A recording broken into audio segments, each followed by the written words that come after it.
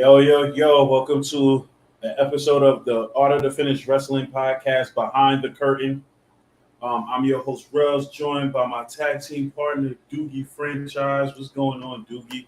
Yo, DOOGIFRNCHISE, yes, sirree, in the place to be, ready to go bell to bell and raise some hell with Rel. I like that. That was all in one take, too. And then we got our special guest host tonight from the Late Night Flight podcast himself, Nasor. What's going on, brother? What's going on? What's up?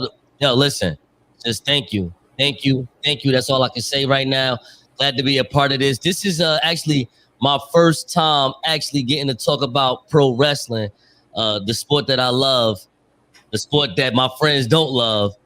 So I get new friends and talk about this sport that I love. So I just want to say thank you. I really appreciative of this opportunity. Straight up.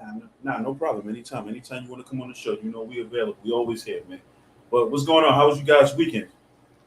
Oh, weekend's good. Trying to make some moves out here. You know, I avoided a scam. You want to talk about it? Nah. Sound like you almost got caught out here slipping. I ain't gonna front, almost did. Oh, that's no good. That's the internet for you. That's the internet for you in today's world, 2023. Like you ain't about somebody robbing you. You ain't even talk about somebody trying to come at you because they hating. It's like you just got scammers now. You just on the internet. Somebody could just take your whole life away, all your money and everything. It's crazy now. Yeah. I'm not gonna sit here and say I ain't never been a victim of it. I got caught out there, so I get it. Trust me. I just been working this weekend, bro. That's all I've been doing, bro. All I've been doing is working. This past weekend, I got a little second side hustle going on right now. I can't talk about it too much. You know what I'm saying? Only my man DJ know about it right now. You know what I'm saying? But we got something brewing, and yeah, that's all I can tell y'all. Wait, I think I know what you're talking about. I think I get it. I think I know. I did a little behind the scenes conversation. Just want to say. I'm proud of you guys. That's all I'm gonna say. I'm gonna leave it just like that. Keep doing what y'all got to do for this year. Yeah, I ain't giving the full details. Ain't give me the full details, but I got a little something. I tell you, bro. We trying to I'm trying to set up for a future, man. I'm trying to set definitely up keep grinding. And I'm trying to use some of my skill sets to build up new things. So definitely keep grinding. Both of y'all do definitely hustles. I like that. So thank you. But let's talk about wrestling. Let's start with Monday Night Raw. Let's start with the most hardened criminal in professional wrestling, Dominic Mysterio. Man, let's start. Loving it. Loving it. It's sad to say, it's not sad, but it's funny to say that Dominic Mysterio might be the most entertaining thing on Monday Night Raw right now. Yeah. Gel does things to you. Yo. Hey, Lord. Hey, Rel, do you watch Atlanta? Nah, I never seen it. I don't think I did. Hey, yo, listen. This is all I'm going to say.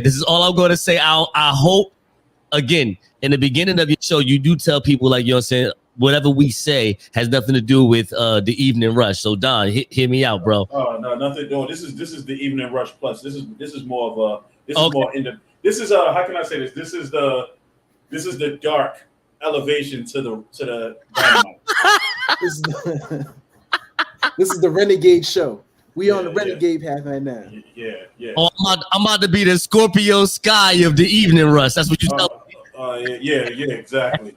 That's crazy. No, but I forgot my point because that was too funny.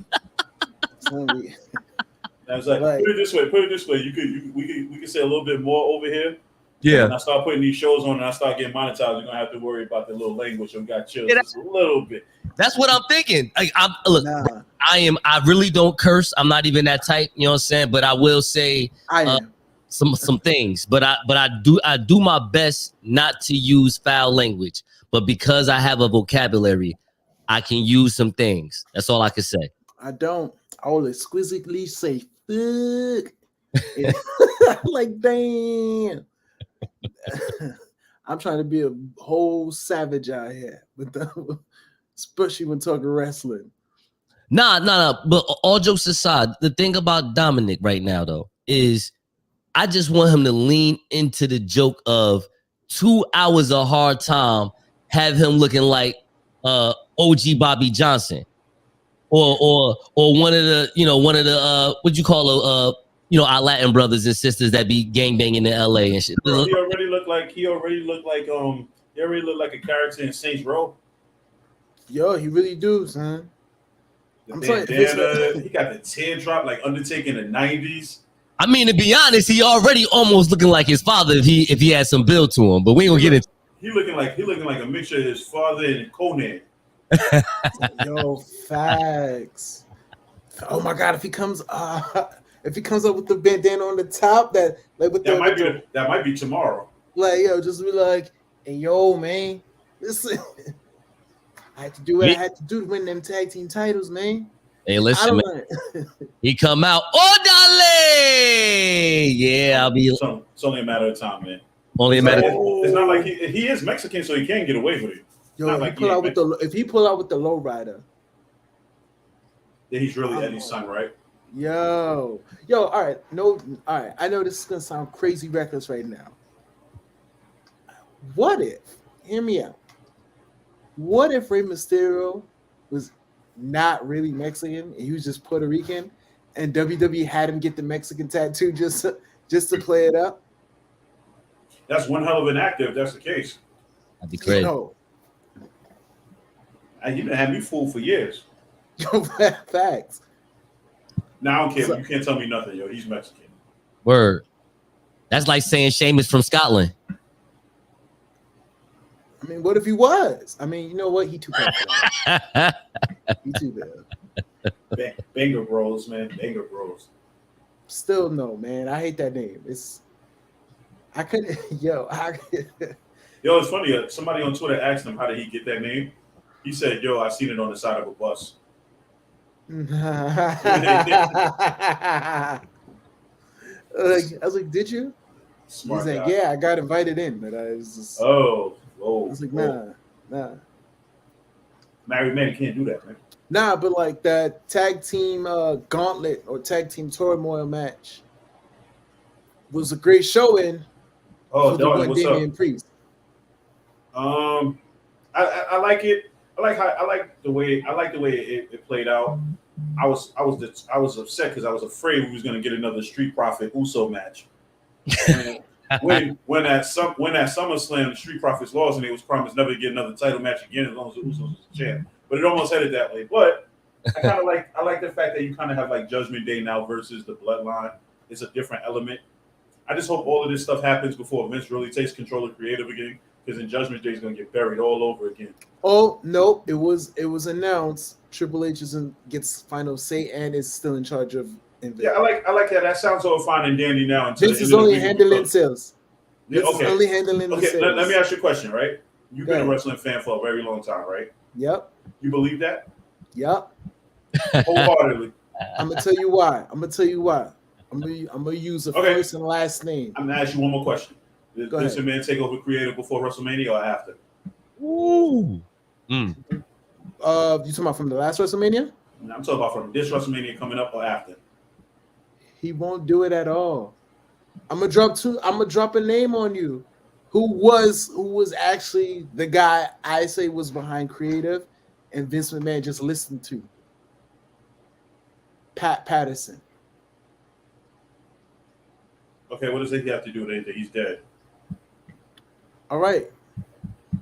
Pat Patterson was that dude of creative. That producer, that creative. Okay.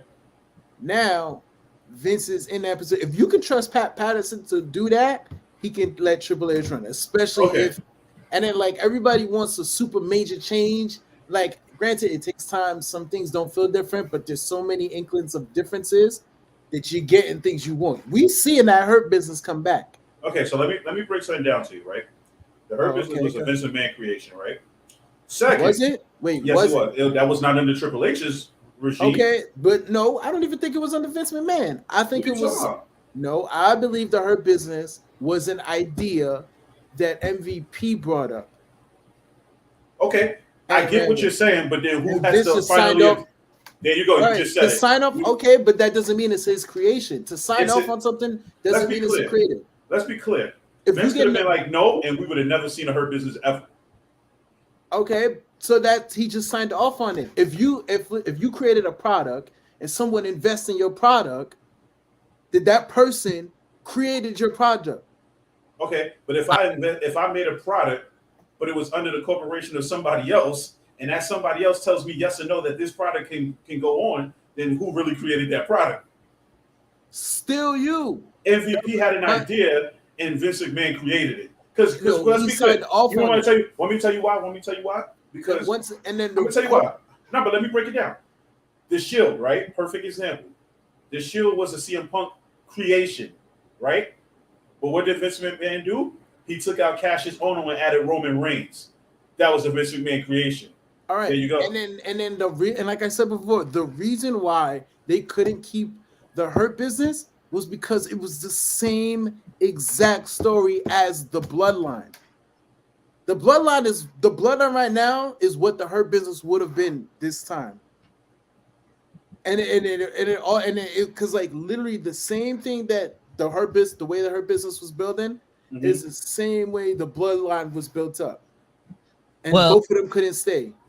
No. All right. Well, look, if I get to say anything about this, you know what I'm saying? You on the show. Yeah, exactly. I like how y'all back and forth because y'all had some strong points. But to Rel's point though, D, hear me out. Like the Hurt Business, number one, yes, it's under Vince direction. It was under Vince regime. So you got to say it was Vince's. But the thing is this, I think that once Bobby Lashley dropped the title to Brock Lesnar, like all that is just out the way because they wanted to set up Brock Lesnar versus Roman Reigns, not Bobby Lashley versus Roman Reigns in that WrestleMania. That was it. I mean, listen, I like Bobby Lashley. I think he dope as hell. But in that moment of time, yeah, Brock Lesnar versus Roman Reigns, even if it was for like the 15th time, it's a bigger name match. That's just what it is. You know what I mean? Whatever. It could have been a better looking match. I think we all agree on that. I mean, I think it's criminal that we never got Brock versus Bobby Lashley at WrestleMania. And they need to do that this year. And they can see it coming. A lot of people talking about that the Gunther Brock Lesnar match, which would be okay, but I like a rubber match between Brock Lesnar and Bobby Lashley if you build the right storyline. Everything is about a storyline for me. Like, look, this is my first time on here. Hopefully, when I have my 12th and 13th time, y'all look back and y'all go to this date and y'all be like, oh yeah, the sword just let y'all know, yo, I'm into a good storyline. It don't matter if it was Dolph Ziggler versus Akira Tozawa. If you put something behind it, you put some mustard behind it, I might get behind that. You know what I'm saying? See what's going on with it. It's up to writing, in my personal opinion. You know what I'm saying? Like, they just don't.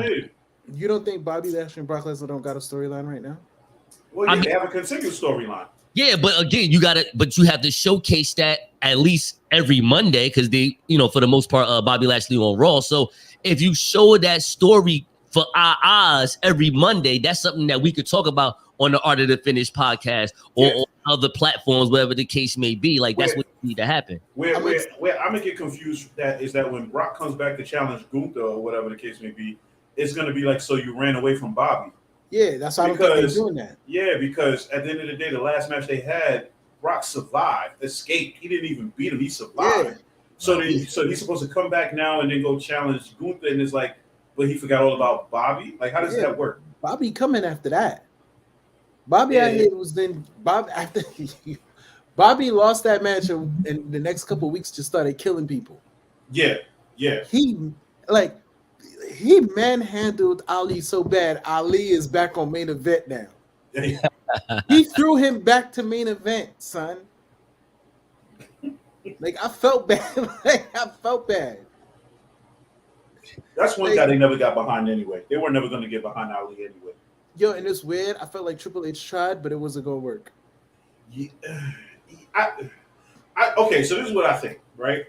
Okay. I think Triple H put these guys. I think Triple H was like, I want to be the people's. Like, I want to be the people's boss, right? There And you go. it's like, y'all gonna put these guys on TV. There you go. But even I know, let's be clear, Triple H is never like the smaller guys either. He's just like Vince. He has his smaller guys. Don't get me wrong. Triple H has an appreciation for smaller guys more than Vince does. We know this. But if you think Triple H couldn't push a clone of himself and make himself a world champion, you don't think he would be able to do that right now? I mean, he would have, but that clone went to AEW. Hey, who are you talking about? Oh, the guy with the biggest pop this week in wrestling? Yep. Yeah, I know you're talking about. Somebody Adam Cole, baby.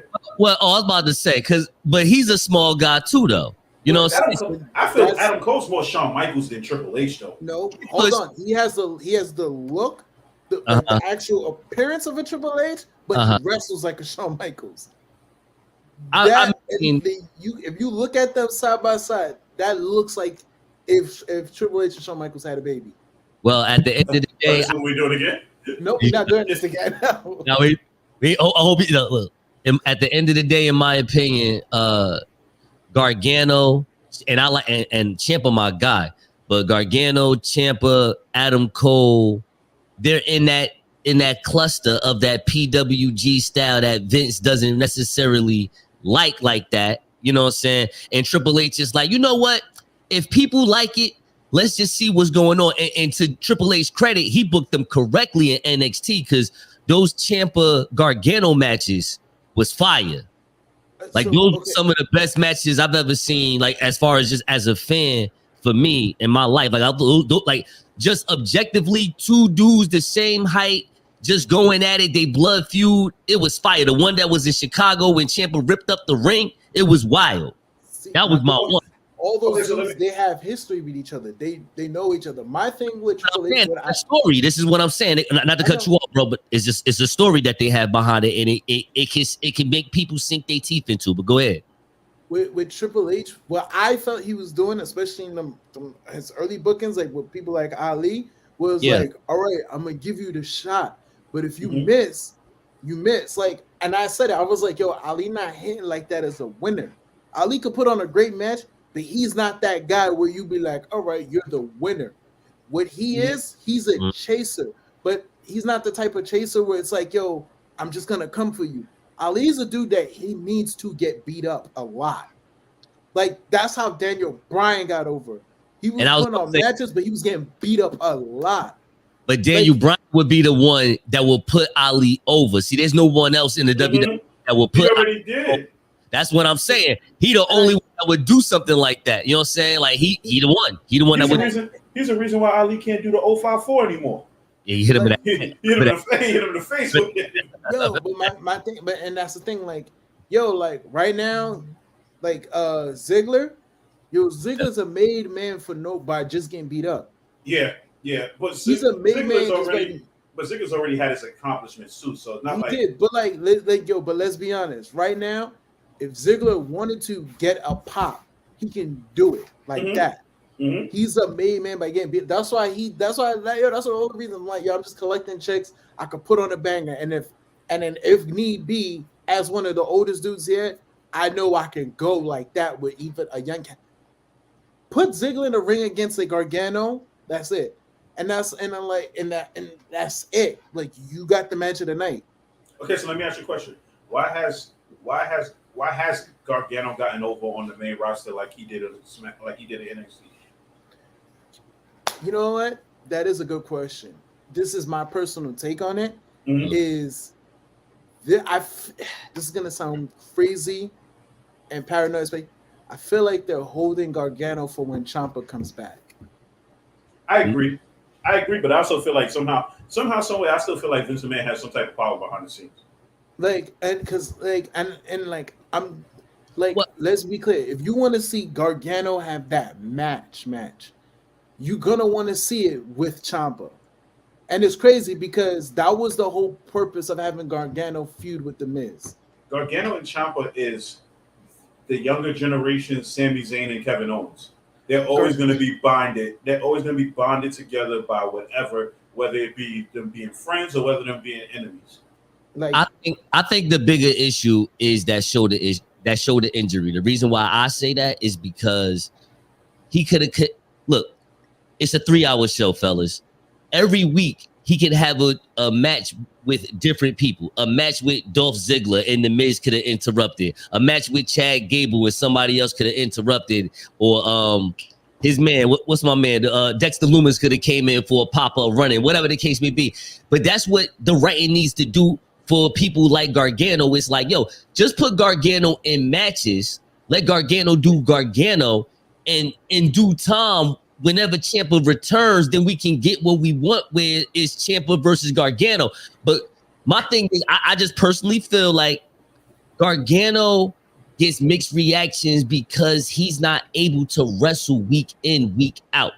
See, that I will agree with. Yeah, but then he was winning. He was winning, and then he lost to like Otis. I mean, but you know what? But that makes sense to. All right, for me, I don't mind Gargano losing to Otis. I mind when Gargano doesn't have a match that next week. See, that I get, because Gargano is a dude who got over from getting beaten up and losing. Exactly. Okay, Gargano's whole NXT run was he was a loser. I can't even lie. So let me answer this though. So what's the difference between Gargano wrestling on Monday and then not wrestling for the next 2 weeks, and everybody's okay with it, quote unquote? But then, he's okay with it. No, I'm just saying, just hear me out. But then you have somebody like a Hangman who will wrestle on Wednesday, but then won't wrestle for 2 weeks, and everybody's complaining about it. Okay, now I don't. Now hold on. I want to speak, if I may. But does it make sense of the question I'm asking? I understand what you're saying, and I got my answer. Okay. Oh, for me, that wouldn't make sense for me because we know this man was concussed. That's a whole different thing. I just threw a wrestle out. I didn't even think about the concussion thing. Right, no. Your question is fine and valid. I just want to answer the question. You know what I'm saying? Like, as just someone that, like, me, I want to answer that question. I feel like, you know what I'm saying, Hangman, we can't judge Hangman on that because the man was concussed. Mm-hmm. If the dude wrestled, let's say he wrestled 1 week and his head was spinning and they need to give him 3 weeks off, so be it. You got to do that. You know what I'm saying? With Gargano, this is where WWE, in my opinion, they do some right stuff. Oh, this man's shoulder is hurt, but he's able to be on television. Let's just do some skits where he gets to throw out some presents. He's with Dexter Lumis. They try to do something. I'm gonna be honest with you. That's where he loses my credibility, though. I know, but again, I think it would make sense if they explained that he was hurt, right? As opposed, because then you have him on TV and he's doing these skits, and you're like, well, why is he not wrestling? He's doing these stupid skits, and then what happens? You find out a week later, 2 weeks later, oh, he had a shoulder injury. Okay, right. It makes sense now, but it didn't make sense for the 2 weeks for me when I was trying to understand why he wasn't wrestling but doing these stupid skits. And I can see Triple H is like, hey, Johnny, how you doing? Listen, I know your shoulder's not feeling good, but we need a promo from you. Yeah. And then we're gonna have your wife lose 2 segments later. Hey, listen. Let's be clear. She was a job at NXT too. Let's be honest. Let me get mine in. Say, come on now. That's not nice. You know what she's there for. To answer your question, Rel, that you said before, and using between Gargano and Hangman, right. Yeah, and this is when roster inflation. Because I'm not gonna lie to you. When WWE have an inflated roster, they split it and they divide it up into categories, and they can use it between both Raw and SmackDown. AEW, their roster's too deep that they have to keep rotating everybody. You're not going to get a Hangman every week because that roster's too deep for that. And I'm not even going to lie to you. That's the same issue you got with Gargano is the issue everyone's having with MJF now. Which is why I'm saying, well, you know what? I know you're gonna say something, but I just want to say, give me 30 seconds. Go ahead. I disagree with that, D. Only because if I am Tony Khan, I'm putting Hangman on every week. You available? You on every week because he's someone that can get attention. But go ahead. You got a concussion. Give me some backstage segments. But then that's not gonna screw your brain up. But then that's another thing, though. He also has to deal with a whole other bunch of people who gets reactions and stuff like that. Because you got to remember, if you just keep putting on the same people every week on a show where he just signed 1 million people, you're gonna look like the WWE when Mitch is in charge. Yeah, and on top of that, you also gonna have to deal with the backstage problems. Because then the people you see every week are going to be the people that got that ego that he has to do. You remember seeing CM Punk every week at some point had CM Punk thinking he was the man when he wasn't. I don't, you know what? I ain't trying to be rude, you know what I'm saying? But where we gotta have some type of accountability for the talent, though. Like, yo, you about to get an AEW, you about to get a contract with Tony Khan. Like, you gotta hold up, you gotta showcase something too, because this is American indie wrestling right here. Like, you on nationwide television now. Like, you gotta look.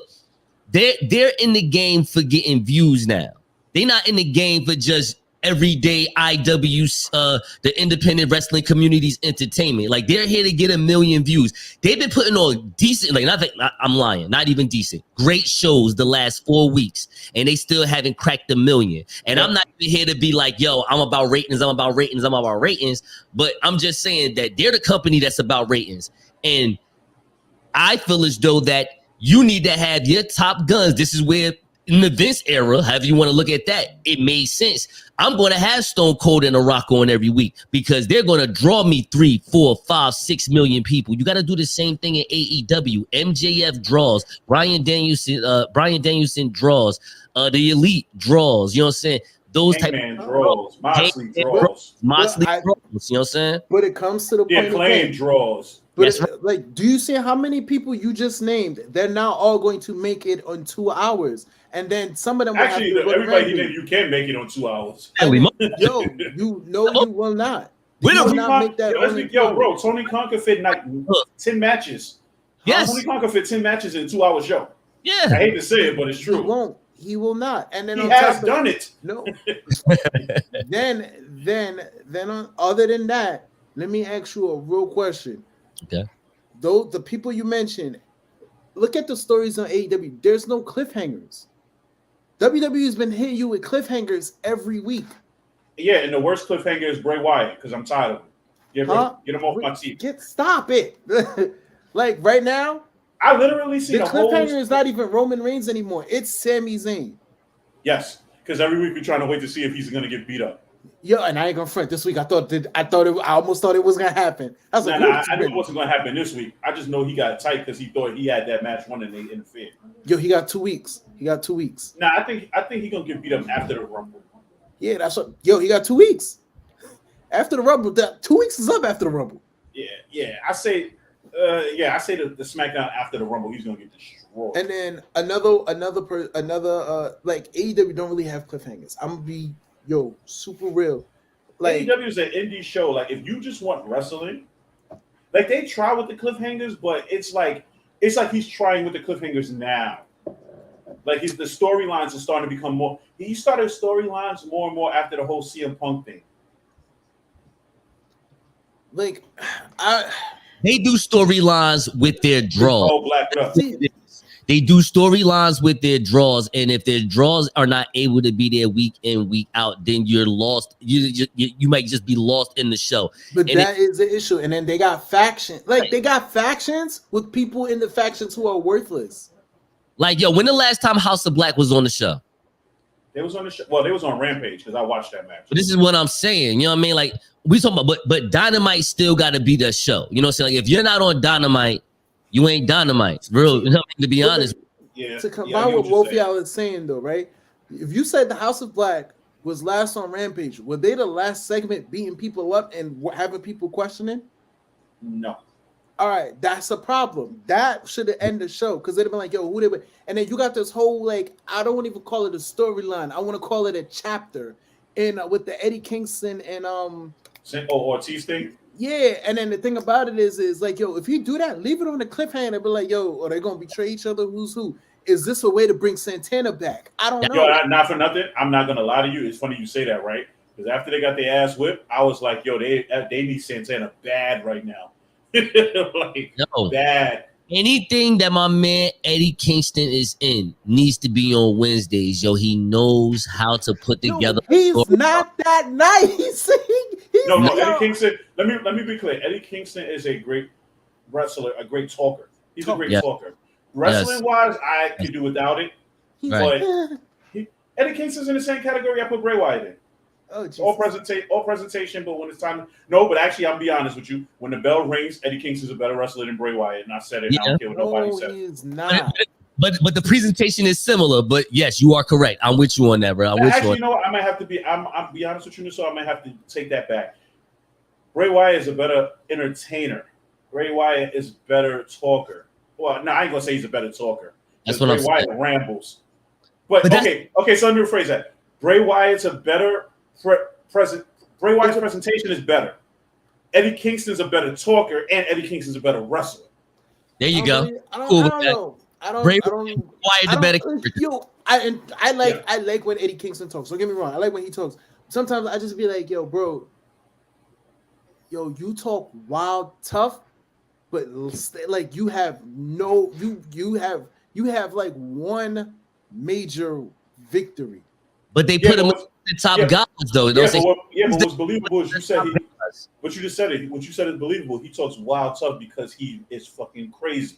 Word is born. You believe what he says out his mouth. So I don't know more. So you believe more what Bray Wyatt says than what Eddie Kingston says. Yes, because he's crazy. And Eddie Kingston isn't? Word, right?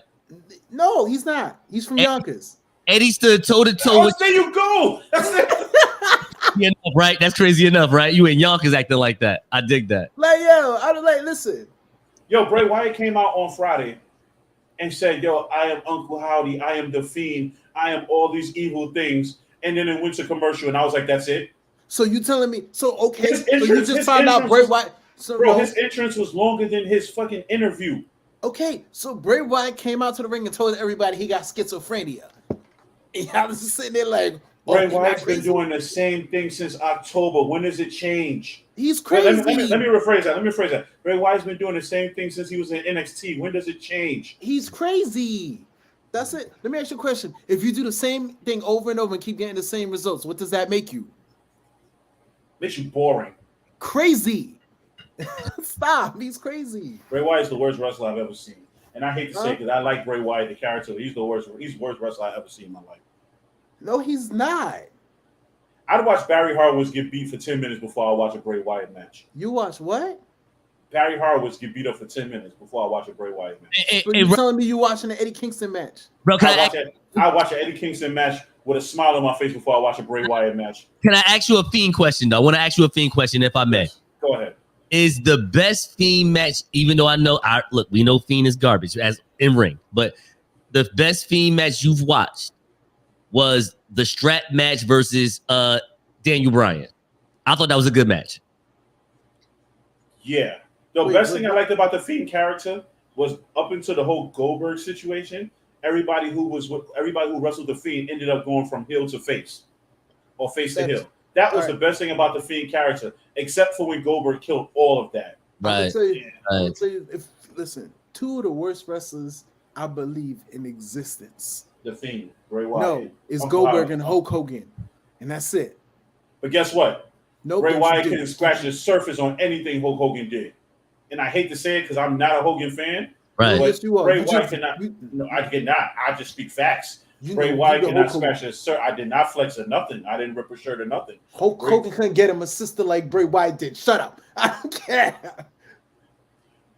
Hulk Hogan messed up that opportunity to get him any sisters. Right. Basically. Yeah. That's what he did. That's what he did. If you want to be clear, Hulk Hogan's Hulk Hogan. He could have got anybody he really wanted if you really want to be honest. I can't stand Hulk Hogan. Can we move on? I hate that. Yes, guy. absolutely. I don't want to talk about the Bray Wyatt either anymore. That's horrible. All right. Anywho, I can't wait to talk about that Mountain Dew gimmick pitch black match with LA Knight. That's another issue. They keep throwing him in weird gimmick matches.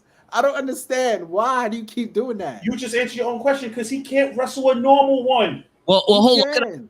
All right, let me ask y'all a question though. You know me because I'm talking about. Wait, let's talk. Let me ask you a question. I'll ask both of y'all a question. What is the best Bray Wyatt wrestling match with no gimmicks? Bray Wyatt versus Daniel Bryan, Royal Rumble.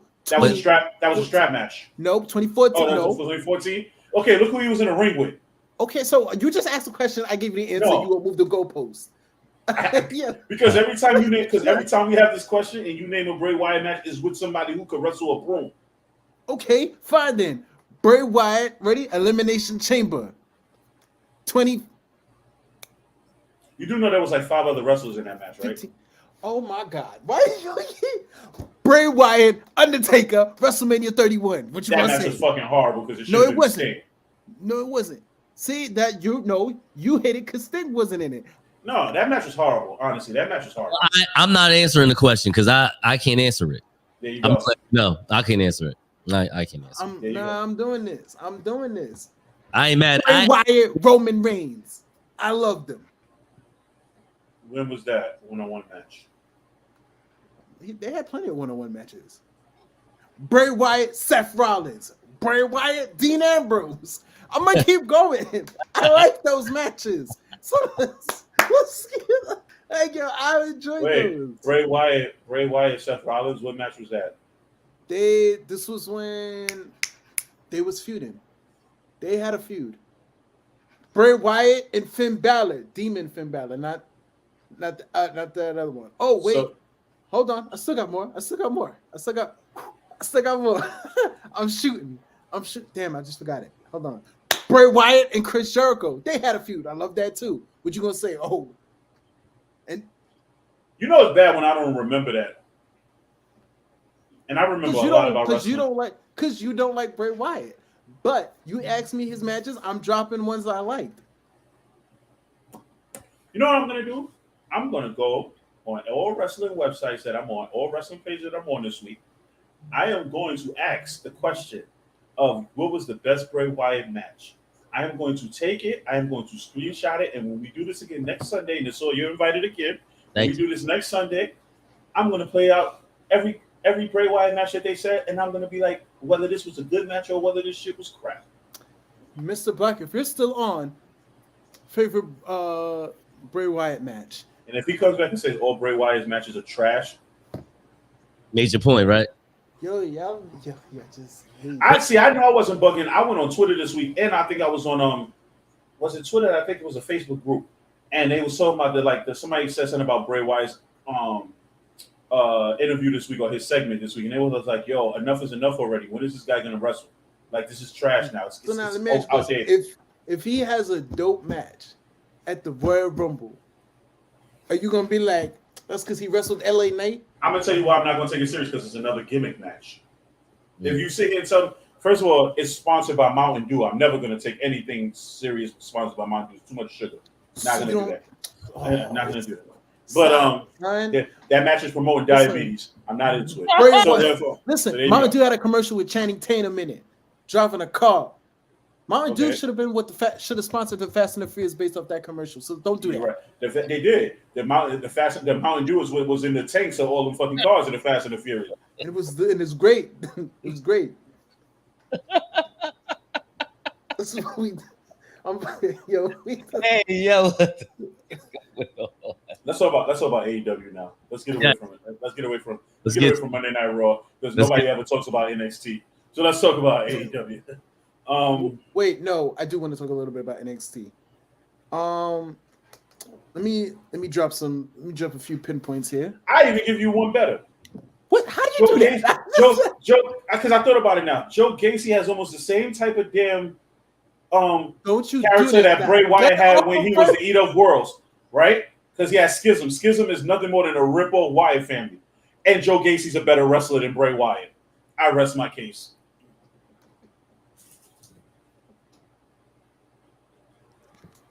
Explain it. Okay, answer this for me, right? Answer this for me. No. Answer this for me, right? Yo, answer this for me too, right? Hit me up. When Uncle Howdy is revealed to be Bo Dallas, yeah. So we all supposed to be as fans be like, oh shit, that's Bo Dallas from the B team. And I'm supposed to be like, okay, I'm excited about this. Yes. That means he leveled up. I'm excited. Okay, so explain to me how he leveled up though. Oh, that's a good question. Because he beat on his big brother. He beat on No, I get that. I just want to know what storyline progression led to him leveling up and being Uncle Howdy or Uncle Harper or whoever. Yo, he was missed. That's what happened. They forgot about him. He was like, brother, you was always on the come up, you was rising, then I see you partner. Instead of partnering with your actual baby brother, you went and took somebody else's brother and decided to be with some woken fool. Come on, son. Stop. And then after that didn't work out, you went out and you turned yourself into a total crazy monster. Had your own little children's show, didn't even invite me, but you brought Alexa Bliss on? Stop. Listen, I ain't gonna stunt you. And on top of that, he about to take his girl. I ain't gonna stunt you. The storyline ain't all that fresh. I ain't gonna lie to you. The reason why some people in the IWC, in my opinion, may like this storyline because it brings people back, and people right now be popping for these returns, especially the ones that Daddy Vince done, let go of people. So it got to a point where everybody every week was just like, yo, who Triple H gonna bring back next? That's all it was. Is Braun trash? Tell me, just Braun trash. Braun, I like Braun. What, Strowman or Breakker? Both. I'm gonna be honest with you. Breakker is trash right now. He's trash. Oh, okay. We could agree. Braun Breaker's trash. I don't like the only way to save Braun right now is if he dyes his hair blonde and comes out and acts just like his uncle. I ain't gonna tell you. The only way we can say Braun Breaker is if Braun Breaker is trash. I don't think Braun Breaker. If Braun Breaker was on Monday Night Raw, I think we would look at him a little bit differently. I'll be honest with you, if Braun Breaker was on Monday Night Raw during the Vince era, he'd probably be the tag team partner to Karrion Kross. Maybe. Oh, you talking about Demolition? Hey, you tell. But look, as of right now, where he's almost full on Steiner with those outfits that he be putting on and the way he wrestles, I think he'd do really good on Raw right now. I can see him, and look, he can revisit his feud with Dolph Ziggler, and they can start him off like that. Because listen, that's the only time he was hot. But hear me out. But he's the wrestler that all he has to do is say, I'm going to go kick your ass. And people believe it. That's all that matters to me. The people believe the crap that people going to say. And all he says is, I'm going to kick your ass. And everybody be like, I believe him. And I'm going to tell you, let's do talk NXT then. Because no. I've been saying the man, the two top guys of NXT is Carmelo Hayes. Okay. Who they trying to keep that black man away from the title, which I get it. Because once he get it, it's over. NXT's killing it. But the next person I said right there got screwed. I'm going to say screwed out of a faulty ring. Grayson Waller. My guy. And you can't tell me Grayson Waller ain't good. Because he killed it in a match no one knew about. And then on top of that, he had this dude dead to rights. I don't think the main roster as of right now just doesn't have anything for Braun Breaker where they need to put him on there. And because if they put him on there now, they're going to have to make him seem like he's a top guy. And he may not even be at that level yet. He may not even be there. You have Braun Breaker on Raw, and then he has to go face to face with Bobby Lashley. He's gonna look small compared to Lashley. But then you can't put him on SmackDown because there's no way you're gonna keep him separated from the bloodline. And then I don't believe it, and I don't when they had him beat Gunther, I didn't believe it. The funny thing is, if you really look at it now, the biggest star in the last few years to come out of NXT has been Solo. Yes. Solo, I'm more believable in Solo being a champion right now than Braun Breaker on the main roster. I wouldn't say that. Nope, I would. I mean, that's hey, listen, that's opinions. I like Solo. Solo is definitely dope as hell. I could see a United States Championship or Intercontinental run as of right now. But I don't see Braun Breaker. That's the thing though. If you put Braun Breaker on the main roster and put him at the top guy level, I'm gonna be like mad about that. Like, cause he doesn't seem like the type that should be going against Roman right now. But that's the problem. You can't bring Braun right now and then put him in his first match against LA Knight, or put him in. He would have to literally debut and go right up against the Bloodline. I think he should go against Dolph Ziggler. I think he should be on Raw. Nah, I don't want to see another Dolph Ziggler Braun Breaker match. All right, for one, the reason why I don't want to see it because there's no way that Dolph Ziggler should ever beat him for the NXT title in the first place. But it's a story. I got one. It's a story. It's a story, and they can put something. That's all I care. If you're gonna put him on Raw, just put him against Barry Corbin in his first match. I would, do that. Do that. Put him against Ali. We know what's gonna happen. Oh. Like I would Carmelo Hayes should have been champion. Carmelo Hayes had the North American title and made it look bigger than the NXT. But He did.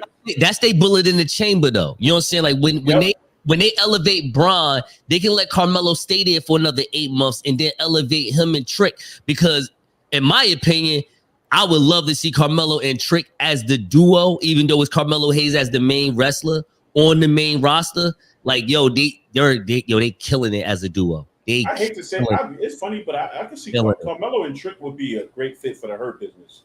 They kill it. MVP Lashley, Carmelo and Trick. That's all you need. That would be good if they bring back the Hurt Business, but still drop Cedric Alexander and Shelton Benjamin, and all of a sudden bring in Melo and Trick.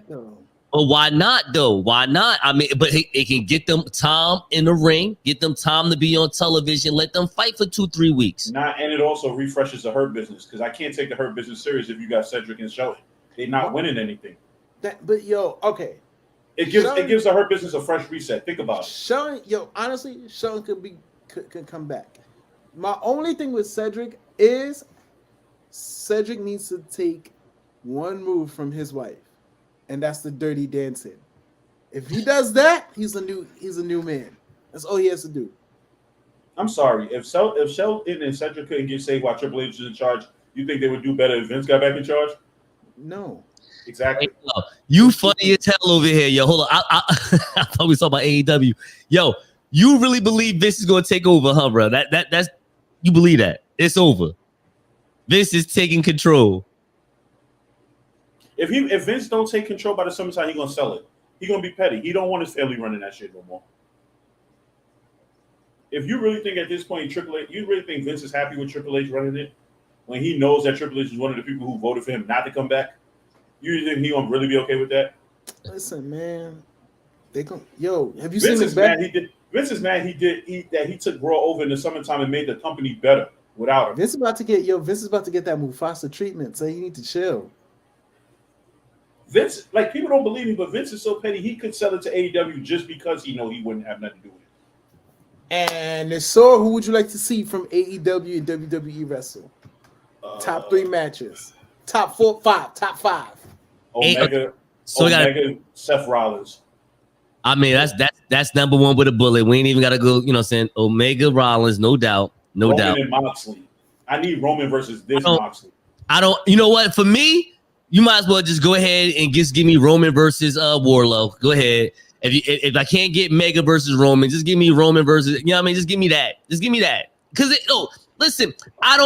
None of my top 5 matches got Moxley in it. You can just go ahead and just put that to the side. I'm not even the type. I'm gonna let you know that right now. I told y'all in the chats, because I'm gonna be your calling guy. I was just letting you know that for your future. I'm your calling guy, Rezzo. I'm coming in there wilding out. You know what I'm saying? Listen, Moxley, like I said before, 4 or 5 weeks ago, Moxley has never, ever, ever put a match on that could elevate someone like Lee Moriarty or one of those guys into like just a better mid-card feel. He can't do that. I'm gonna be honest with you. I'm gonna have to take that away from you, and I'm gonna tell you why. Go ahead. Because over the last few weeks, the Blackpool Combat Club has been putting over Top Flight like their main eventers. I mean, but look, okay, you know what? So we're talking about him as a single wrestler. I ain't talking about him as a tag team where he ain't got to do half as much. You got another credit, my man Claudio over there. Not at all. We talk about one-on-one. I mean, if you want to be technical, you just put Hangman over. All right, but Hangman is already someone that he owed Hangman that. He did. He really did owe Hangman that. He owed him that, but Hangman, more importantly, is not only the elite, but he's also someone that Tony Khan and Omega and the Bucks believe in, and they put the belt on that man, and we already saw how that run went, the first run. But it's all good. It's the first run. It's no big deal, in my opinion. You know what I'm saying? But the first run wasn't all that good. You know what I mean? He didn't really need the belt to still be Hangman Adam Page, in my opinion. You know what I'm saying? I will say I think he needed the belt to cement Hangman Adam Page. Yeah, but I will say this though. Even though the run wasn't great, as a presentation, but he was putting on banging matches. But that's what I'm saying. But against who though? Kenny Omega, Hold on. Adam Cole. You know what I'm saying? Like people who we already know, whether it was in the Indies or in the Nationals, they just shit. You know what I'm saying? But here's my next thing. Ready? Give me the match against Peter Avalon that I'm like, all right, this was all right for a little 10-minute fuck up match. You know, don't ever mention Peter Avalon on the show. But here's the but I'm being funny. My point. But you here's get the thing though. Here's the thing though. Here's the thing though, right? At the same time of all this, who you think was out here talking that shit and then having them pull the title from Hangman? Oh, CM Punk. CM Punk. And it was all out of like because he got the shiny new toy of CM Punk. Like, yeah, we got CM Punk now. Let's put the title on him as soon as we can. It made sense. No, it didn't. It really didn't. Because let's be clear. It really did. Putting the title on CM Punk. It did. It really didn't. It did. They had influence every week. I'm gonna be totally honest with you. CM Punk for me was over like 2 weeks after he came back. Thank you. And I think it might be because, like you said earlier, it was like he was on the show every week. It started to get overkill. It was great to see you back on TV, and it's like, okay, now you might be on TV too much. And then I mean, the crowd says something different, so I mean, I don't know. But go ahead, I'm listening. No, I feel you. He has a catchy theme song. That's what it says. And listen, be honest. His whole run wasn't him elevating nobody. It was everybody elevating CM Punk. And I'm gonna drop that hot take. I mean, that's a hot take. I'm gonna just say this: the man went in there right and did exactly what the late night flight host, Nassau New Rule, check me out. You already know what's going on here because the future is mine. But check me out. What the man did. You just did a whole wrestling promo right there. That was smooth. It goes down. Don't worry. Tom will tell. This is the first time I'm action Andretti right now. You know what I'm saying? He was in my hood. What's messing with that, yo? Like, no, I'm talking about this past summer. The dude was in my hood in the weak weight section of Newark, though. I'm talking about like just in the hood. I filmed it. I still got some of the footage I can show y'all. Did a match, did a middle rope Spanish fly on somebody for the win. Kids went crazy, all that good shit. And then 4 or 5 months later, he pins Jericho on AEW. Like, how about that? Yo, like he had one hell of a 2022. Right. But check this out. Ready for that? What's up, bro? But CM Punk would have never done none of that. Here we go. CM Punk, I get what you're saying, because I get what he's saying. CM Punk would have put on a 10 to 15 minute match for Action and Dre, but then beat him. And it would have did nothing for Action and Dre. Except raise his hand saying he was good. But hold up, that does everything because CM Punk is the draw of AEW. It's the real rub, as they say in the wrestling business, that he would have got. Listen, no, Jericho, let's be honest. Jericho is a great gimmick right now. He's a great character, but he is a shell of himself. Let's keep that real. He's not a shell of himself. Okay, wait. I got a response to that. And CM Punk wasn't? No. CM Punk couldn't even stay healthy every time he got the belt. If you want, and on top of that, let's look at all the people he wrestled. Remember, Jericho wrestled people no one knew. Jericho wrestled everybody that people knew. Jericho was wrestling Bandito for no reason. I like what y'all saying. So hold up, y'all telling me that? Okay, fine. Here we go. So here goes the better match. Let me ask y'all a question. Which one is the better match? Go ahead. Jericho versus MJF or CM Punk versus MJF? And CM Punk versus MJF was the better match because there was a better story. Hey man, listen. The end result of that storyline was Wardlow breaking free. If you really want to be technical about it, it was Wardlow that made the storyline. Honestly, at that point. And you know what? And there's a lot of people from the IWC that love that crooning Will Ferrell Saturday Night Live crap that just happened between Chris Jericho and MJF, which I ain't gonna lie, though, funny. But they did all type of storyline though. Dude, yeah, I'm gonna make a hot take right now, dude. I'm gonna make a hot take right now. So listen, Chris Jericho's my favorite wrestler. Be careful how you do this. It hurts me to say. It's not even about Jericho. It hurts me to say this right now. Uh-huh. But right now, never thought I'd say this, but MJF sucks as a world champion right now. Hey, yo, you wild. Hold on, time out, Rel. I kid you not.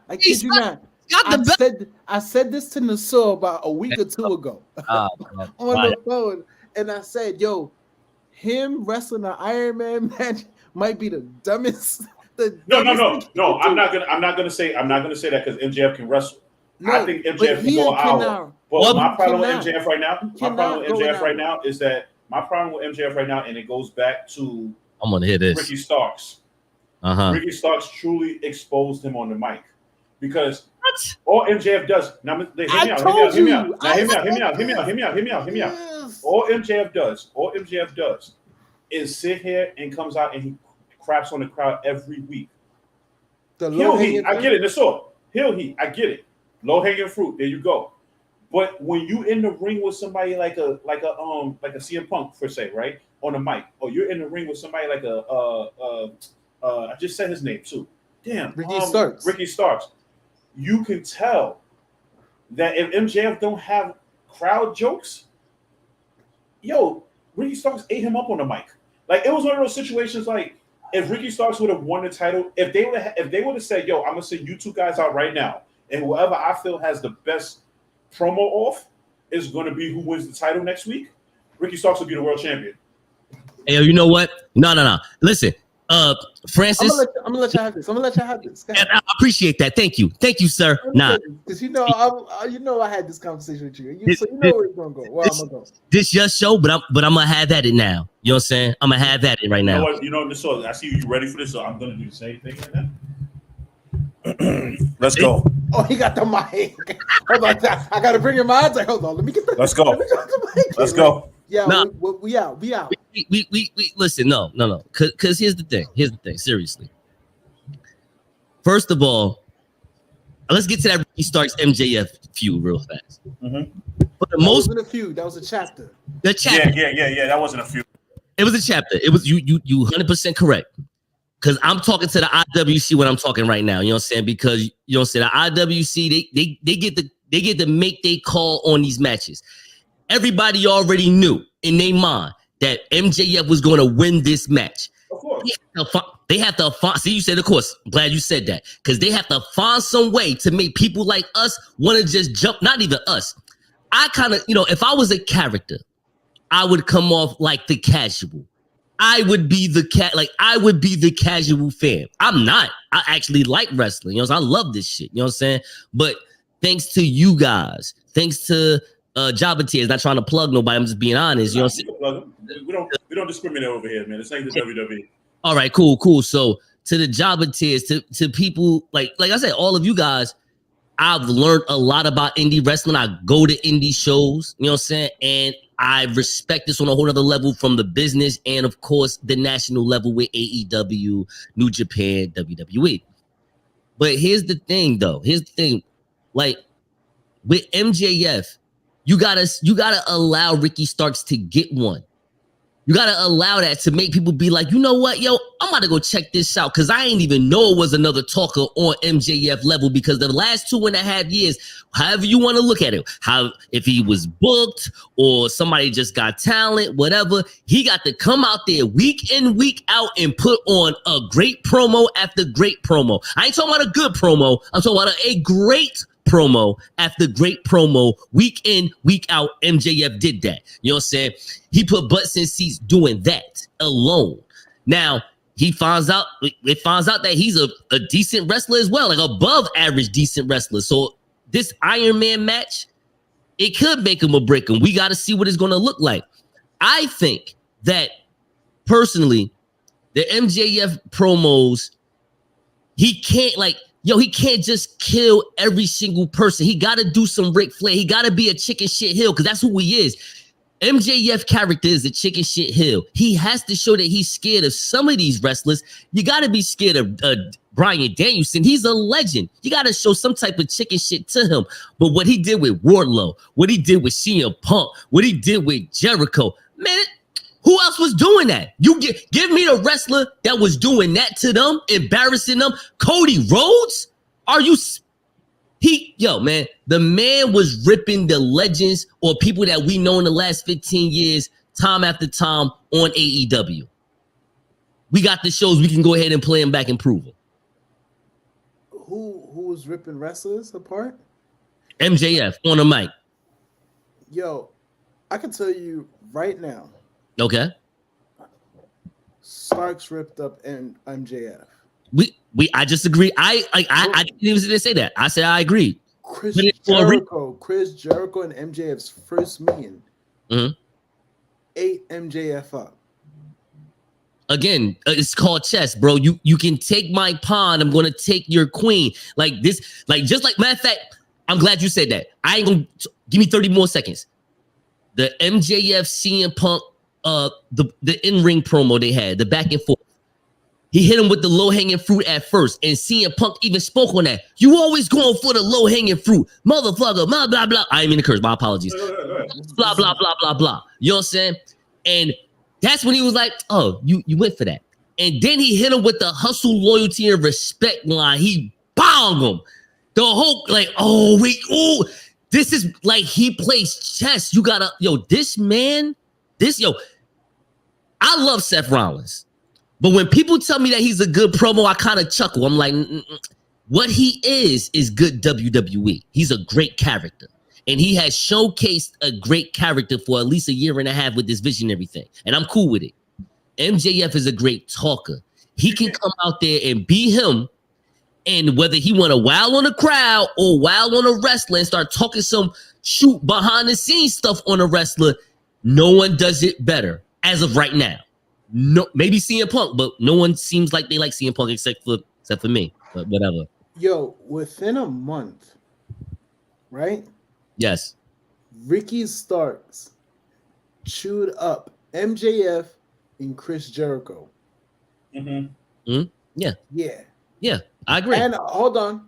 And Jake Hager's not even a good promo, but he destroyed the whole. He literally got the whole crowd chanting jazz holes now. I'm sorry. MJF ain't got nothing on him. And then, like I said, he's a heel. But hold up. Jericho, you can say anything you want. Say it about The Rock. Say that about The Rock. Yo, say that about Ric Flair. Yo, listen. Ric Flair wasn't a comedic. He wasn't a comedic heel though. The Rock was not Ric Flair. Ric Flair wasn't a comedic heel. Say that about Austin. He's not a comedic heel either. He was comedic heel for a year and a half when he was with the corporation. He was a comedic heel. Started playing the guitar, doing BS. That's when he was when he was with the Alliance. He was still a comedic heel. Again, when he's with bullshit factions where we the people would know, oh, he's about to get out of this at some point in time. He played a certain role, the comedic heel.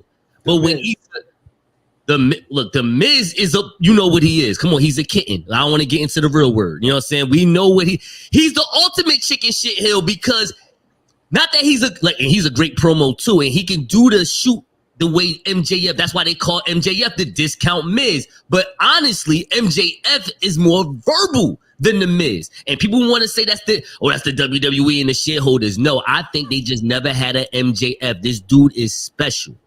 This dude is special. There's no one. You know what? You know who I want to see go one-on-one? I want to see MJF versus Adam Cole because Adam Cole's a great promo too. Let me see how it go, and I want to see what's going on. You'll get that at All Out. That's in the next 4 months. Yeah, you got that. I mean, Double or Nothing. That'll be the pay-per-view in May. Let me see what's up with that, and then we can have a conversation. We can revisit that because Adam Cole is a great pro wrestling promo. He's a great wrestling promo. We'll see. Adam Cole will destroy his career. See, but that's the time where MJF will shoot on him and start talking his New Japan crap and start talking his ROH crap. He'll start running him down, and everybody be like, "Oh." I'm gonna tell you exactly how MJF and Adam Cole feud is gonna start. Okay. MJF is gonna say some slick shit about Britt. Watch, and that's exactly how it's gonna start. And he's gonna say something about Adam Cole's head. He's gonna say something. No, it's gonna start off with him saying something slick about Britt Baker. Watch, yeah. I'm telling you. And then that's where it's gonna go. It could be like something so simple as a backstage segment. He might say something slick. She might walk by during the segment. Might say something slick. or he might have an interview in the ring. He might be going up the ramp as she's coming out. It's gonna be something like that that's gonna start the whole Adam Cole and this feud. Watch. What would be dope, in my opinion, is if they do have a tournament, and because Adam Cole was the last big tournament winner of the Owen Hart tournament, they get him to win another tournament, and then they start their feud and give him Cause look, man, I'm telling you, in my opinion, we're going to start paying attention to it once those two are in the ring and they had their verbal conversation. They can talk. Those two can go. And I want to see what that look like. I definitely want to see what that look like. I've seen Adam Cole ruin somebody's whole gimmick just by talking to carrying cross. My God. I don't. Right. He would. That interview on NXT, he ruined his whole. That was pretty much the end of his whole NXT career after that. He heard him. He still had to put the belt on him. They heard him. I'm not even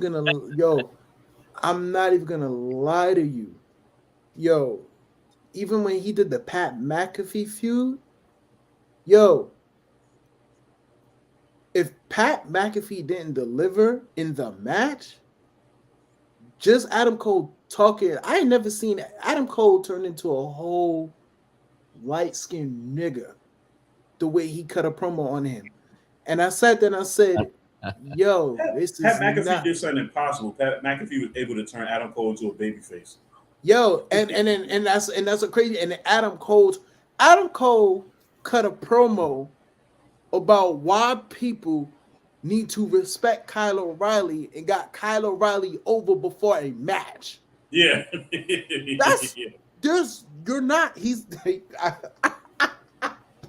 nothing he can do. I'm sorry. I didn't even have to took my clothes off already. I didn't even see your text message. I've just seen that text message. Yeah, I was in the shower. Oh, you ain't coming outside. See, backstage news, guys. So mute the mic. backstage. Oh, come back. I want to see you. I told you anything, guys. Anything can happen live. A little podcast right now, talking. You know what I'm saying? Come on. Tell her she's live. Come on. I took my clothes off already. Put your clothes back on and come on. Anything can happen on the order to finish behind the bell, man. After the bell. Listen. Ding ding. Thank you. I appreciate you. Thank you. I got you. All right, thank you. So, ladies and gentlemen, before you say anything, what's up? Ladies and gentlemen, we have witnessed live. Yes. I might have to. I'm not going to front to you. I might screen record this because I might have to put this out there because that was so smooth. We have witnessed this man just tell a female who has literally told us on air that she took her clothes off, that she's going to put her clothes back on and go back to them. Yeah. Thank you. The Late Night Flight Podcast, episode 101. Me and DJ, we got something special for you. Trust me. I'm trying to tell y'all something. It's gonna be like that. I'm gonna be like, all right. we got skits. We got some sketches. No, I mean, we even got some wrestling references when we talk. It's great. It's great. I know. Look, I already know you done hit me up on a DM. You was like, you want in? Don't worry, bro. You in there? We have our podcast conversations. You're there. Don't worry, bro. You ain't even got it. Don't even ask. You're there. You're there, bro. 2023. That's my goal. I'm trying to do cool shit for a living. I got you. Facts. You ain't even got to worry about, bro. I got you. You ain't even got to give me a job at the post office. I got you. Don't you worry. Bro, I've been doing this shit for 16 years. You can have it now if you want it. I need it. Please give it. My young guy. I give you the information. I got you, man. I need more hiring right now too, by the way. I need more equipment to invest in. I will move to New York tomorrow. I'll be ready. I'll be in there. Ready. Hiring too right now. I got you. But what was that? I don't know. This stopped being about wrestling. Nah, this has been fun though. It's been fun. We got this, and we talked about that. Now I'm on the Evening Rush Network talking to Don and his 4 women and shit over here. You might have just got yourself a show on the Evening Rush Network doing that shit. Like, yeah, at this point, it's gonna be wilding. Let's get it. So you know what? What's next for Charlotte Flair? Yo, I would love to see her do a Brock Lesnar move and have the title, but still be in the Royal Rumble, but don't win though. She could be the last 3 opponents, but her whole storyline is, I want to protect my championship. I want to do something different for the fans. Y'all never seen something like this, not in the women's division. I want to go into the Royal Rumble. I don't care if they put me entrant number 1. Wait, didn't she do that? And then she'll be number 30. And then Ronda Rousey won? Did she do that? No. It's never been for the title. The women's Royal Rumble's never been for the title. Who'll be number 30? It'll be Charlotte. She'll be like, I don't care if I'm number 1, and it shouldn't be number 30. There you go. Now you're thinking. Now you're thinking. And then that'll get her heel turn going for WrestleMania for whatever babyface challenges. You saw the backstage summit with her and Sonya Deville? I mean, yeah, but I don't take Sonya Deville serious. I really care less. Exactly. That shit was funny. I just find it funny. If she threw a chair at her, I don't know. When people throw chairs, I laugh. No. Oh, like when Braun threw that chair at Roman. Yo, it was funny. I gotta ask y'all fellas a question. This is definitely not. I'm about to really bring out some casual shit about me, but again, y'all might need this like for 10 minutes in y'all podcast in the future. So did y'all see like this woman that she's like a daytime host for NBC? She has her own show now, Black Sister, Tamron Hall or something like that. I've been hearing about that lately. She had Mandy Rose on her show. Ooh, Mandy Rose in the Royal Rumble is number 30 or 25. Ooh, much money right now being naked to even think about the WWE right now. But she was talking about that though. And she made him take his glasses off. That's how real it got. Like, yo, but she was talking about it. Like, I just thought it was so real because she didn't like. She kind of wanted to sidestep it. Like, I don't really want to talk about WWE right now because I'm really making some real money doing some whole shit. But she just was very nice. Jesus. I mean, listen, what we saying something wrong? I mean, listen. I'm gonna tell you something that a pimp told me a long time ago when I was 22 years old. He's just hanging out in the strip club. He said, hoes get paid, whores don't. I didn't call this woman a whore. All right. Mm-hmm. Let's keep that in real. I'm not trying to knock nobody. I'm just putting, you know what I mean? Let's not do that. I'm just saying. Bro, the woman said, I don't want this $150,000. No, said, give me this $1 million. If I got all I gotta do is just be naked. Man, bring that bread through. I'm just saying. You gotta look at it. How much money did she make at NXT for a year? $150,000. She made $1 million in about like a week. This is all I'm saying. She had to make a decision. I'm gonna be honest with you. Fuck Shawn Michaels. F Matt Bloom for snitching in the first place. F WWE for not paying me what I'm making on my fan time page. Exactly. I gotta make a decision. Now when that money starts to run dry, then you make that decision to come back. And they gonna let her back because she got a name. They not saying no to her. She said no to them. And guess what? When she come back, she's gonna be back on the main roster, new and improved Mandy Rose with, and they're gonna bring Toxic Attraction with her. She mess around and win the Royal Rumble when she come back. Absolutely. Why not? Do it. And that's why I don't have no problem with Charlotte Flair winning the Royal Rumble, but not this year though. I'm kind of with Rhea Ripley. I don't ever want Charlotte Flair to ever win the Royal Rumble. She already did it. Again, sorry. you know she done won everything.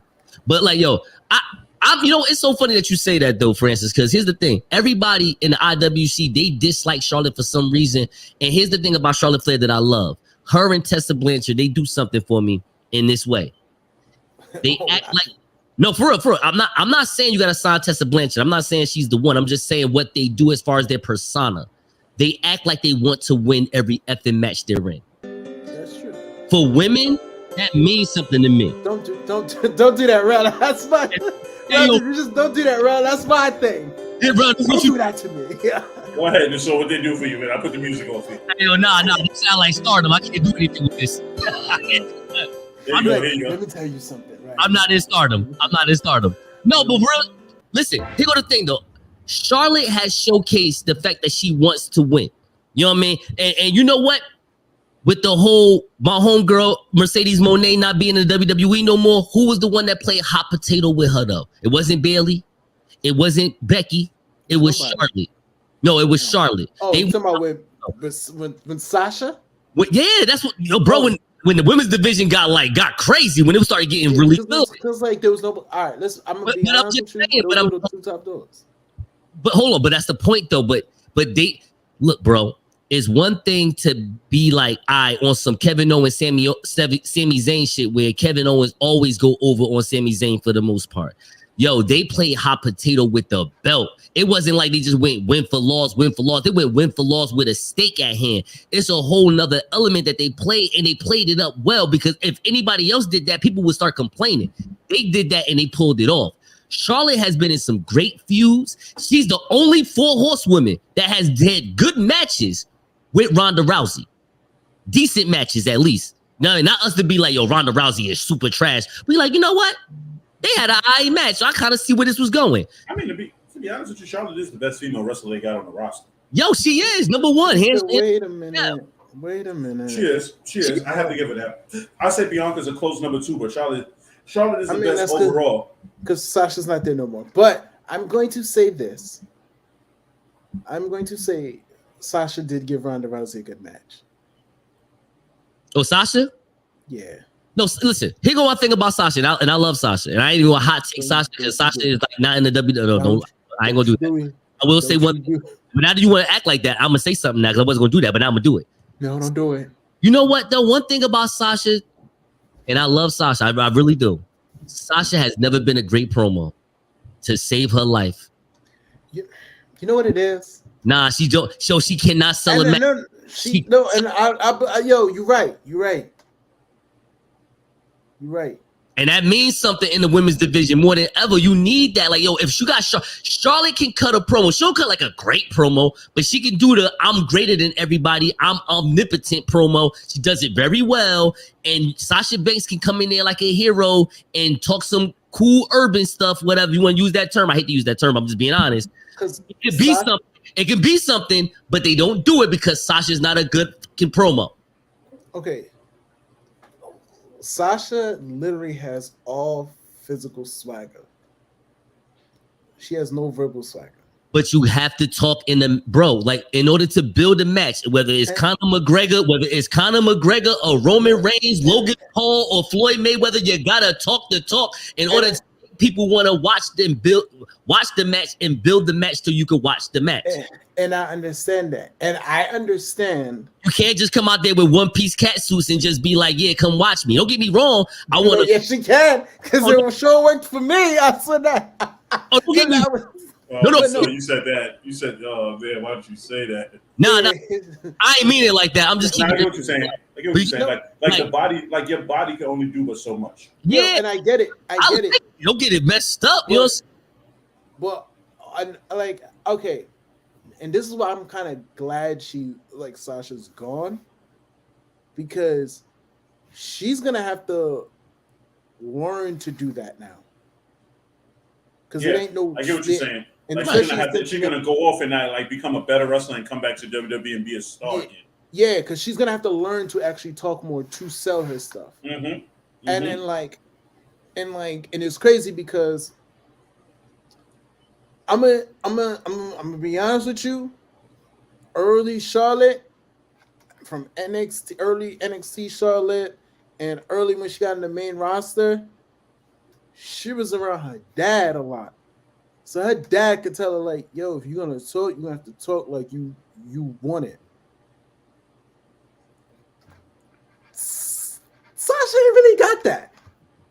Like the one person she would talk to for stuff like that was Snoop Dogg, and it's like, I'm like, Sasha needs Bayley and Bayley needs Sasha. They're the perfect complement to each other, and you can tell Bayley's lost right now on the roster without right. Okay, right. Because leading her own group right now is horrible. Horrible. Like, you know what works with Bayley is Bayley ass. I'm sorry. It is. No, that's true. But Bayley came from such a fan type character in NXT and then Vince turned it into a 180. Yeah. Yo, but they turned it into a kitty character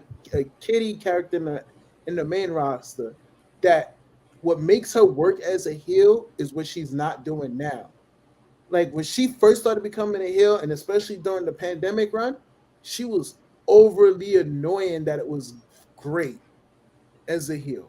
And now that she's not doing it, she's boring.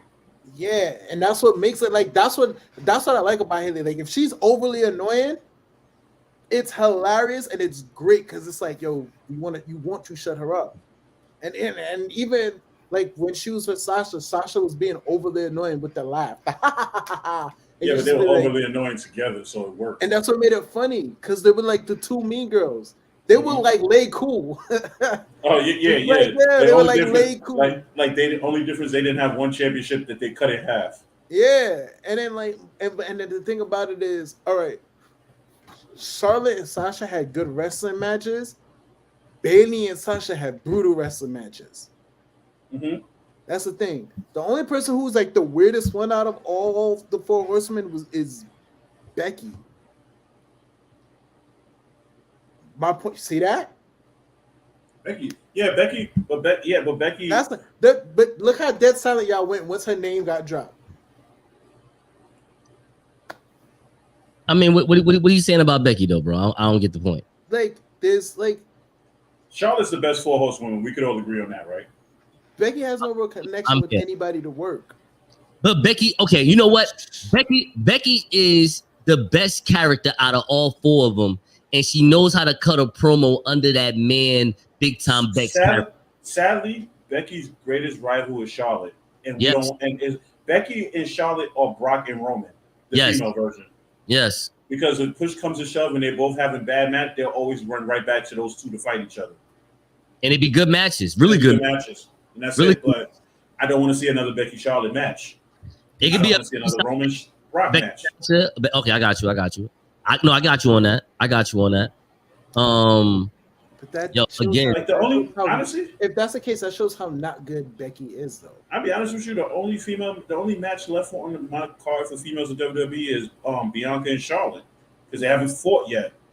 I don't want to see Charlotte and Rhea again because Charlotte already ruined Rhea twice. They did fight. It's just that Charlotte won, and she did the dirty play. You know, the dirtiest play in the Hill way. Yeah, but nobody really remembers that. Nobody remembers it. No, and that's cool. To be fair, she almost quit for that because of that match. Say it again. She almost quit because of that match with her and Bianca, because she was like, Charlotte, did you know that? No. She almost quit because she got pissed off.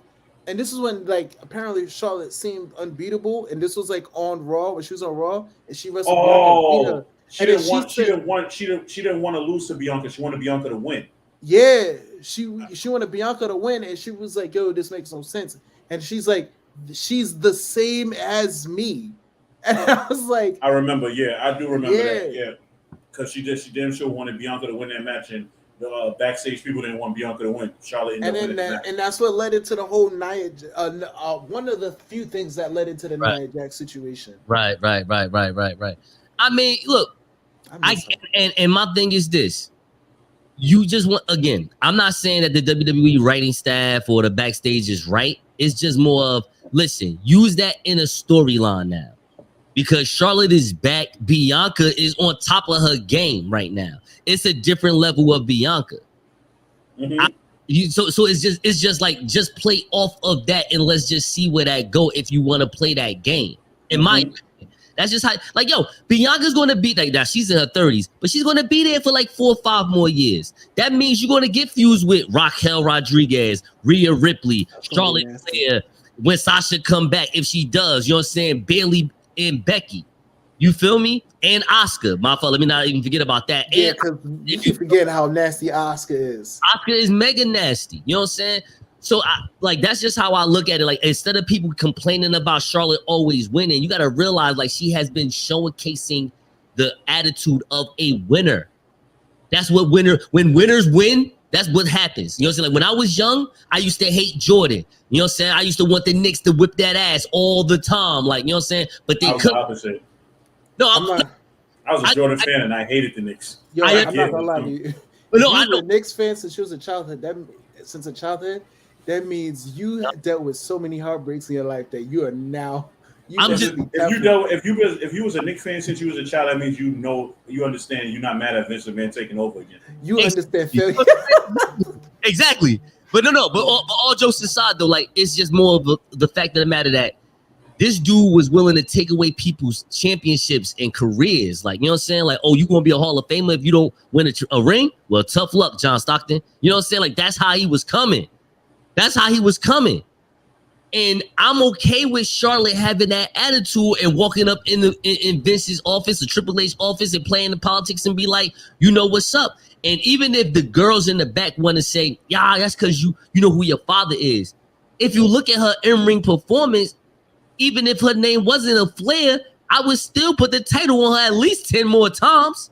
Yeah, because she's just head and shoulders above the rest, better than the rest of the females. And that's all I'm saying. You know what I mean? It's like she's showcasing that. So I don't like when the IWC shits on her because I feel like they just shit on her because of the storyline and the presence that she has to be, the character that she has to be. But they're not respecting the in-ring, the in-ring ability, the in-ring psychology, and the promo work of, in my opinion, the best female wrestler in the world.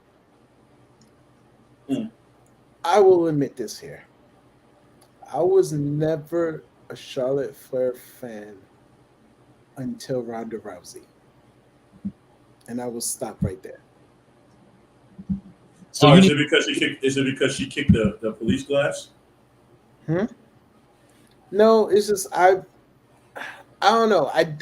Her come up for me was it was too wonky for me. So you say Charlotte created more stars than CM Punk?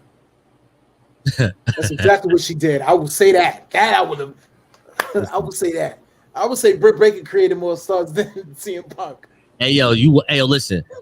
You know what? Listen. You know what? This just show, Rails. One day you're gonna bring me on this show, and we're gonna have that conversation. Matter of fact, we can put on the Late Night Flight podcast because I really want to have that conversation. It gotta be a conversation. But we gonna talk about that. We're gonna talk about that CM Punk Elite thing because I'm telling you right now, all y'all wrong. CM Punk was he was the martyr. He was the victim. It was him. That's right. And I'm talking about it. I'll be honest with you. I don't care who was the victim. I don't care who started it. I don't care who finished it. CM Punk should just come back so they can just make money off of it. Figure it out and get it. I think it's starting to come back though. I think he's coming back. I think he's coming back. And I think that was all what it was, in my opinion. I just want to stay quiet. I ain't never really want to make no crazy take and jump on IG and say anything crazy because first of all, the dude had a tricep injury. He can't really say nothing crazy until he back healed anyway. You know what I mean? What's the point of him saying anything? That's true. You know what I mean? And pay for that to heal up. That's he should be back by like May. That's an 8-9. Right in time for Double or Nothing. You know what I'm saying? I personally, I don't know what he can do with the arm, but if gotta pick somebody up to go to sleep. Not even. I would have just for that last Trios match, push over the ladder and dip. Oh, and it was gone for like 4 months. Yeah. They're not getting no more title shots. So, nah. Yeah, but see, the only problem with that is that then people would expect the Punk to come back next week, and then you don't see him, and then it's like it's a problem. No, not really. No, it's like Jungle Boy and Christian. The feud never finished with Christian tore his triceps, so now out, so they got to reroute the whole thing. So what they do now Luchasaurus is off for TV. Exactly. So now guess what? This is why they got to stop feuding with these old ass niggas. So now watch when Jungle, you stupid. Now we gonna close it out too because it's about to be 12 o'clock. Now watch when Jungle Boy, right when he started to get real hot and get on a real good winning streak, watch when Christian comes back. So what is this, January? I'm gonna say like around March. You're gonna start to see Jungle Boy start to pick up win after win after win. Right. He's gonna get probably like a TNT title shot. And then watch when he's about to win that TNT title, Christian's gonna come out and cost him a match. They're gonna set up the proper match for Double or Nothing with Christian and Jungle Boy. Watch. And see that, and that's the Gargano plan that they could be doing in WWE. But the only reason why they're AEW doing it better, in my opinion, with that is because someone's injured and they have no other choice. Yep. That's it. Then if Christian Cage was good, they would have been did the match. They wouldn't even did that cage match with Luchasaurus. They would have did it with Christian Cage. Mm-hmm. All right. Mm-hmm. All right. I just got a few questions. And now we're going to WWE and there's a few. Are they going to finish the feud Do you think they're gonna finish the feud with Edge and Judgment Day? They have to. Because supposedly they're supposed to fight at Royal Rumble in Hell in a Cell. Supposed to be Edge versus the Demon. So unless Edge comes back tomorrow night, I don't know how you will wait until the end. Like, I don't know. I really don't care for it no more, to be honest with you. I was about to say that. See, in my opinion, this is where WWE, they know how to do storytelling when well, it depends what when year they feel like it. Yeah, exactly. When they feel like it, whenever they wake up and take they blue chew, you know what I'm saying? But they have got to a point with the Judgment Day with when they say they run Monday Night Raw, they kind of make some evidence as to like, oh, I don't know you run it, but you definitely get 15 minutes of fame with me. You know what I'm saying? And they don't, whoever they want to feud with, it makes sense. Nah, for real. Like, yo, I like that. Honestly, they're starting to make Judgment Day the cool group of Monday Night Raw. Exactly. That's where you kind of got to be careful. Because the whole Dominic stuff could end up turning Judgment Day into fan favorites. And then what does that leave Edge? Edge going to turn heel, they got to go bald. You ain't got no more hair to cut. Now you got to go bald. Just to go heel. Edge going to come back with long hair again. Edge, because like, I get why Edge is off TV. He's taking care of his wife who took a concerto. So, that's fine. Huh? That's it. That's fine. Yeah. So like, that Phoenix ain't no ordinary female. She should have been back by now. Nah, she's old. She's old. Nah. Hit an old lady in the head with a chair. She's an old hot lady, but I'm not buying that. I'm not buying that. That Phoenix is a glamazon. She ain't no ordinary female. She still deadlift with 5 plates, dog. I ain't off it. Oh, I'm not buying into that. Good. Before it was 5 reps, now it's 3. Stop, man. That's still impressive. That's still exactly. I don't know too many people doing that. Her healing factor is not what it used to be because it's age. You lifted 5 plates off the deadlift? Hell no. Well, she is though. All right, and she can lift me up too. That's it. You stupid. That's just Edge thing. I really don't care about Edge and Judgment Day no more. That's what I'm saying. It's over. I don't. They all gangsters now. Yeah, they all gangsters. The gangsters. They all rocking bandanas. Yeah. And now Edge is supposed to come back and take care of them again. It's like, come on, we're done with this. We're over this now. The best thing about them, I still don't even know who the clear-cut leader is. Yo, they just Facts. They still jockeying for position, like they just in here playing around with bandanas. It's funny. Because real talk, Dominic might be the leader now. He went to jail, man. Life is tough. Hard time. Bro, my man says I did hard time. Yo, when he said he came back, first of all, he was in an all-white room talking about somebody did hard time. I'm like, yo, what the puffy video is going on in here, yo? First of all, I respect the fact that when he got arrested, he said, yo, get me out, yo, I can't survive in here. Or this boy. He was honest. He's like, I won't make it in here. I won't make it. Mommy hit mommy. And then he came back tough. And he was only in central bookings. Like, yeah, cut it out. Yeah, man. It was real. So like you said, yeah, I think that's the funniest part about Judgment Day, that there's really no clear-cut leader. And this is what we call full circle, because we started the show on Dominic and Judgment Day, and we ended it on Dominic and Judgment Day. Let's go. That'll never happen again, I promise you. Yeah. So we about to go. Yo, thanks everybody for tuning in. Doogie, yo, appreciate you. Nasur, appreciate you. All right, everybody's about to go down for the 3 count, especially Nasur. So we already know what he about to do. So on that note, everybody have a good night, and yo, we'll see you guys at another time. Later. Hold on. We out, guys. We out.